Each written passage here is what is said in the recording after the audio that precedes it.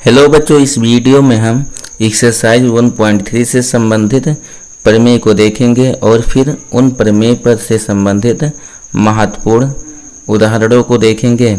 लेकिन अगर इससे पहले की वीडियो आप नहीं देखे हैं तो पहले उन्हें देख लीजिए, जिसका लिंक डिस्क्रिप्शन में दिया हुआ है। तो आइए वीडियो शुरू करते हैं। प्रमेय 1.3 जिसमें बोला है कि मान लीजिए p एक अभाज्य संख्या है, यदि p a स्क्वायर को विभाजित करती है तो p a को भी विभाजित करेगी, जहां a एक धनात्मक पूर्णांक है। अगर यहाँ पर हम प्रमेय में ध्यान दें तो बोला है p के बारे में, p एक अभाज्य संख्या होगी और उसके बाद a एक धनात्मक पूर्णांक है।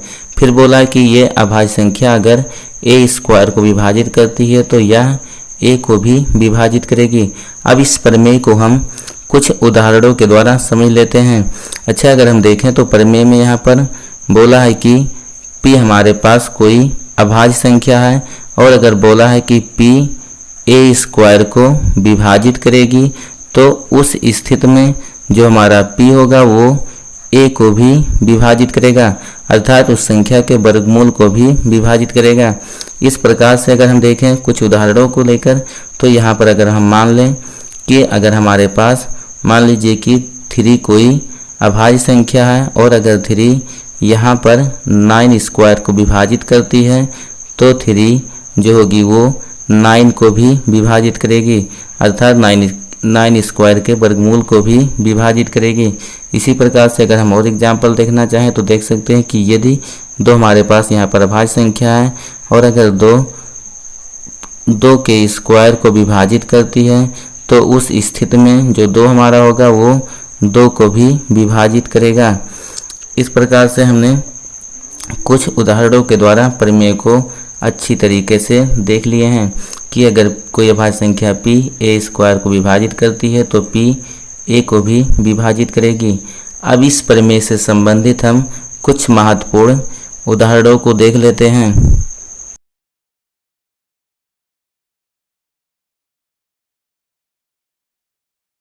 उदाहरण 1 जिसमें बोला है कि सिद्ध कीजिए कि √2 एक अपरिमेय संख्या है।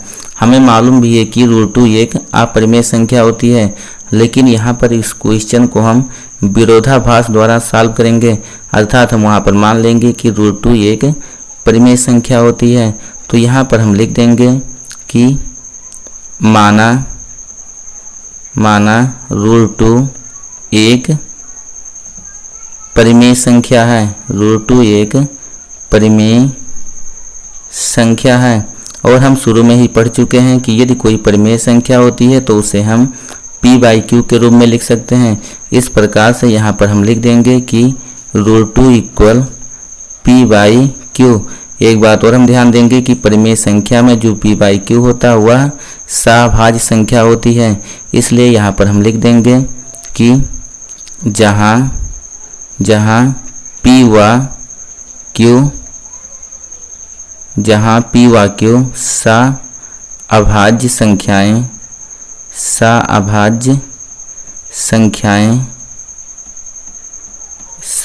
संख्याएं हैं। अगर आप सभाज्य संख्या के बारे में नहीं जानते हैं तो पहले हम देख लेते हैं कि सभाज्य संख्या क्या होती है।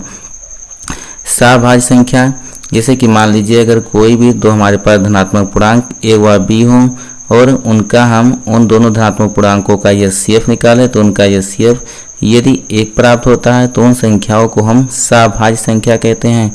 जैसे कि मान लीजिए अगर हम 3 और 4 का HCF ज्ञात करें तो इनका HCF हमें 1 प्राप्त होगा, इसलिए यहाँ पर हम 3 व 4 को सभाज्य संख्या कहेंगे।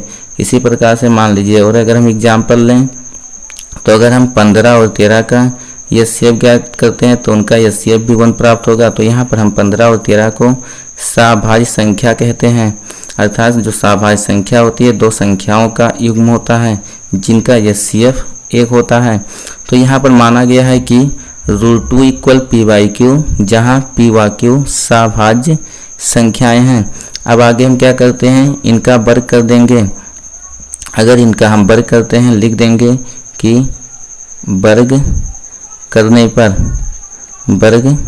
पर अगर यहाँ पर हम इसका वर्ग करते हैं तो हमें पुनः प्राप्त होगा √2 का जो स्क्वायर होगा वो 2 प्राप्त होगा। उसके बाद दूसरी तरफ अगर हम देखें तो यहाँ पर हमें प्राप्त हो जाएगा p² आगे अगर इसको हम सॉल्व करें p² बराबर लिखना चाहे तो यहाँ से लिख सकते हैं। जब हम p² बराबर लिखेंगे तो यहाँ पर देखें तो q² का भाग है, दूसरी तरफ जाएगा तो गुणा हो जाएगा। इस प्रकार से यहाँ पर हो जाएगा p² बराबर 2q²। फिर जो इससे एक्सरसाइज से पहले हम प्रमेय पढ़ चुके हैं, जहाँ पर हमने पढ़ा कि यदि p हमारे पास कोई सभाज्य संख्या हो और अगर p a² को विभाजित करती है तो p a को भी विभाजित करेगी। वही प्रमेय यहाँ पर हम अप्लाई करेंगे, लिख देंगे यहाँ पर यदि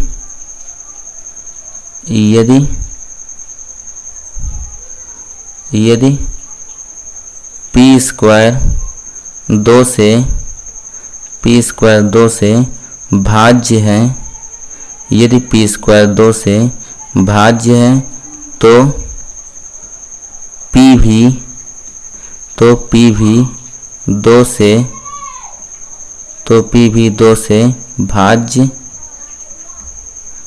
भी 2 से भाज्य होगी। और इस प्रकार से अगर p 2 से भाज्य होगी तो यहाँ पर हमें नया कांस्टेंट मिलेगा, लिख देंगे यहाँ पर हमें नया कांस्टेंट प्राप्त होगा, लिख देंगे। इसलिए p = 2k नया कांस्टेंट क्यों प्राप्त होता है इसको भी हम एक एग्जाम्पल के द्वारा समझ लेते हैं। जैसे कि मान लीजिए यहाँ पर एग्जाम्पल लिया गया कि 3 अगर 9² को विभाजित करती है और अगर हम 9 के स्क्वायर का अभाज्य गुणनखंड निकालें तो हमें प्राप्त होगा 3 × 3 × 3 × 3। उसके बाद बोला गया था अगर 3 9² को विभाजित करती है तो 3 9 को भी विभाजित करेगी और अगर हम 9 का अभाज्य गुणनखंड निकालें तो यहाँ पर हमें 3 × 3 प्राप्त हुआ। अगर हम देखें तो 9² के अभाज्य गुणनखंड में अगर हम 3 को छोड़ दें तो शेष संख्याओं का जो गुणनफल होगा वो हमें 27 प्राप्त होगा। उसके बाद जब बोला गया 3 9 को विभाजित करती है और अगर हम 9 का अभाज्य गुणनखंड निकालें फिर 3 को छोड़ने पर अगर हम देखें तो हमें केवल 3 प्राप्त हुआ। अर्थात हम बोलें तो 3 के अलावा जो शेष संख्याओं का गुणनफल था वो उसमें परिवर्तन हो गया। उसी टाइप से यहाँ पर q² के जगह पे हम के मान लेते हैं। तो यही बोला गया कि यदि p² 2 से भाज्य है तो p भी 2 से भाज्य होगी और इस प्रकार से यहाँ पर हम मान लेते हैं कि p = 2k होगा। अब इसे यहाँ पर हम इक्वेशन नंबर फर्स्ट मान लेंगे क्योंकि इसकी आवश्यकता पड़ेगी और इसे हम इक्वेशन नंबर सेकंड मान लेते हैं। फिर लिख देंगे कि समीकरण, यहाँ पर हम समीकरण 2 से p का मान समीकरण 1 में रख देते हैं, लिख देंगे समीकरण 2 से p का मान समीकरण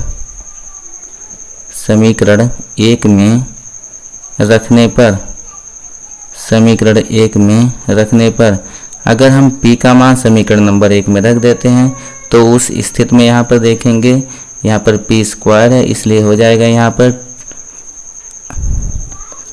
p² के जगह पर यहाँ पर हो जाएगा 2k का स्क्वायर। उसके बाद इक्वल यहाँ पे था 2q²। आगे अगर इसको हम यहाँ पे सॉल्व करें तो यहाँ पर होगा ये स्क्वायर 2 पर भी है और k पर भी है। 2 का स्क्वायर यहाँ पर 4 हो जाएगा और k का स्क्वायर k² ही रहेगा।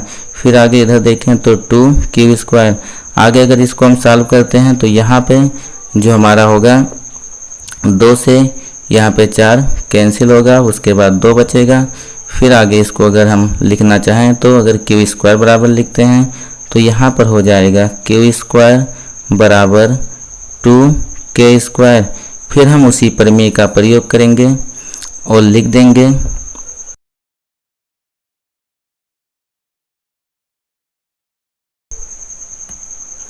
यहाँ पर कि जैसा हम देखें कि हमें प्राप्त हुआ q² बराबर 2k²। दोबारा यहाँ पर हम लिख देते हैं इसी लाइन को, तो ये जैसा कि इसमें दिया है q² बराबर 2k²। अब उसी प्रमेय का प्रयोग हम पुनः करेंगे। तो यहाँ पर अगर उस प्रमेय का प्रयोग हम पुनः करते हैं तो जैसे यहाँ पर लिखे थे यदि p² 2 से भाज्य है तो p भी 2 से भाज्य होगा। उसी प्रकार से यहाँ पर हो जाएगा यदि q² 2 से क्यू स्क्वायर 2 से भाज्य है, यदि क्यू स्क्वायर 2 से भाज्य है तो क्यू भी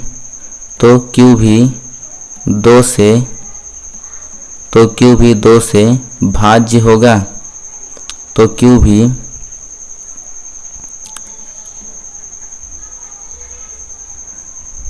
यहाँ पर हो जाएगा, तो क्यू भी 2 से भाज्य होगा। और फिर जैसा कि हम देखे थे यहाँ पर हमें नया धनात्मक पूर्णांक मिलता है, उसी टाइप से यहाँ पर भी जब हम लिखेंगे तो हमें प्राप्त हो जाएगा Q इक्वल कोई नया कांस्टेंट मान लेते हैं, जिसको मान लो K डैश मान लेते हैं। अब इसे हम मान लेंगे इक्वेशन नंबर 3। हम यहाँ पर इक्वेशन नंबर 1, 2 मान चुके थे, तो इसे इक्वेशन नंबर 3 मान लेंगे। अब अगर हम इक्वेशन नंबर 2 और 3 को ध्यान से देखें तो यहाँ पर हमें इक्वेशन नंबर 2 में प्राप्त हुआ था P इक्वल 2K। अगर हम 2K को लिखना चाहें तो ऐसे लिख सकते हैं 2 इंटू K।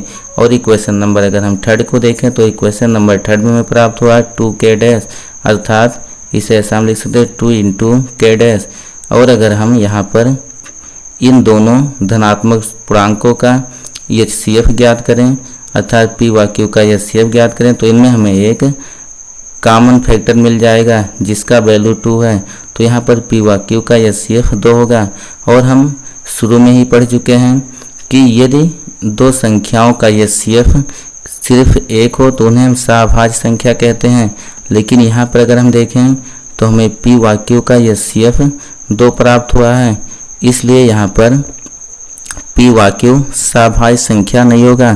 तो हम लिख देंगे यहाँ पर, फिर से लिख देंगे यहाँ पर समीकरण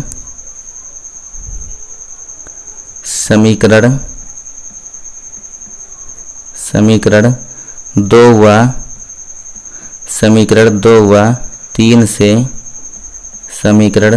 व 3 से लिख देंगे कि P व Q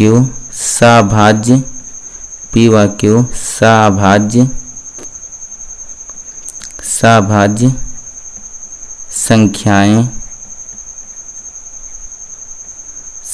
संख्याएं नहीं हैं। और हम यहाँ पर माने थे कि P व Q सहभाज्य संख्याएं हैं। अगर P व Q सहभाज्य संख्याएं नहीं है तो P व Q को हम परिमेय संख्या नहीं मानेंगे, और अगर यह परिमेय संख्या नहीं होगी तो यह अपरिमेय संख्या होगी। तो यहाँ पर लिख देंगे यदि P व Q सहभाज्य संख्याएं नहीं हैं, इसलिए P व Q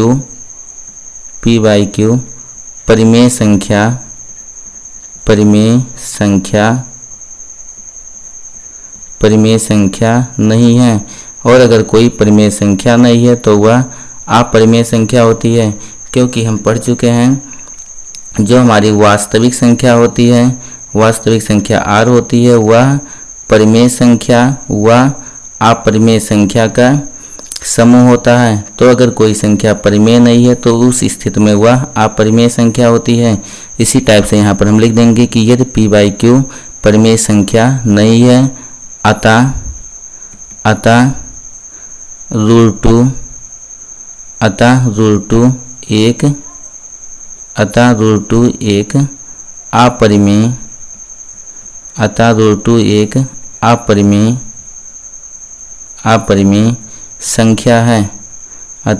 एक अपरिमेय संख्या है।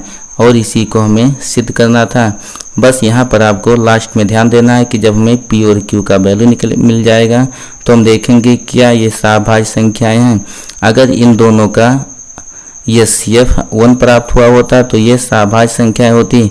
लेकिन अगर यहाँ पर हम देखें तो P व Q का HCF हमें 2 प्राप्त हुआ, और इस प्रकार से हमने लिखा कि P व Q सहभाज्य संख्याएं नहीं हैं। और अगर ये सहभाज्य संख्याएं नहीं थी तो P व Q √2 के बराबर था। इसलिए यहाँ पर जो P व Q होगा इसके जगह पे हम √2 भी लिख सकते हैं। जो हमारा √2 होगा वो परिमेय संख्या नहीं होगा। और अगर P व Q या √2 बोलें परिमेय संख्या नहीं है तो वह एक अपरिमेय संख्या होगी। इसी प्रकार से आप √3 को भी प्रूव कर सकते हैं कि √3 भी एक अपरिमेय संख्या होती है। अब हम इसके अलावा जितने भी एग्जाम्पल हैं वो इसी नियम से संबंधित है, इसलिए अब हम एक्सरसाइज के क्वेश्चनों को अगले पार्ट में देखेंगे। अगर वीडियो आपको पसंद आया हो तो वीडियो को लाइक और चैनल को सब्सक्राइब जरूर करें, जिससे आने वाले अगले वीडियो का नोटिफिकेशन आपको प्राप्त होता रहे।